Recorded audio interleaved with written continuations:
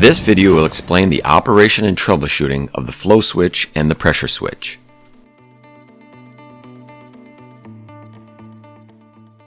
The pressure switch sends a signal to the compressor whenever the pressure in the system is below 25 to 30 psi.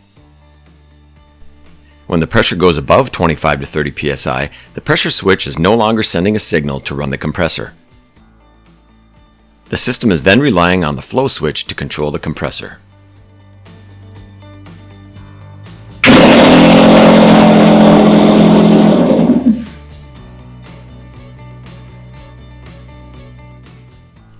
If the flow switch gets activated from the gun trigger being pulled, the flow switch sends a signal for the compressor to turn on.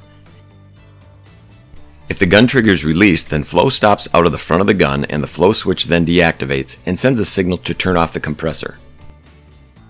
When the compressor stops, the solenoid opens and releases air pressure from the cylinder and compressor. The check valve keeps the pressure tank and air lines that come after it pressurized.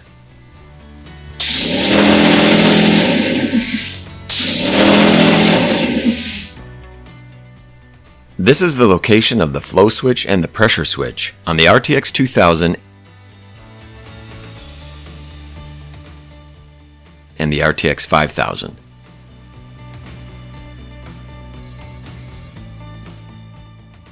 The flow switch and the pressure switch is one component made up of three separate, replaceable components. Symptom: system will not run. Turn the power switch to off and bleed all air from the system. Check continuity on the pressure switch. If it's in the open state, it's failed. Also, you could jump the two wires and ensure the compressor starts with the connection jumped. Replace the pressure switch. Symptom: system will not stop.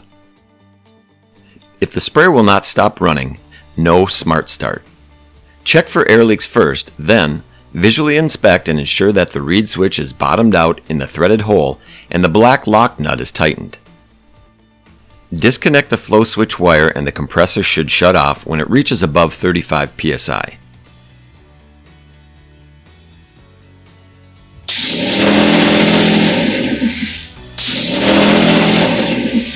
If the compressor continues to run, remove the flow switch block and visually inspect if the magnet ball is located inside the block. Remove the reed switch and check for continuity with a magnet. If the meter does not change from OL to near 0 ohms, replace the reed switch.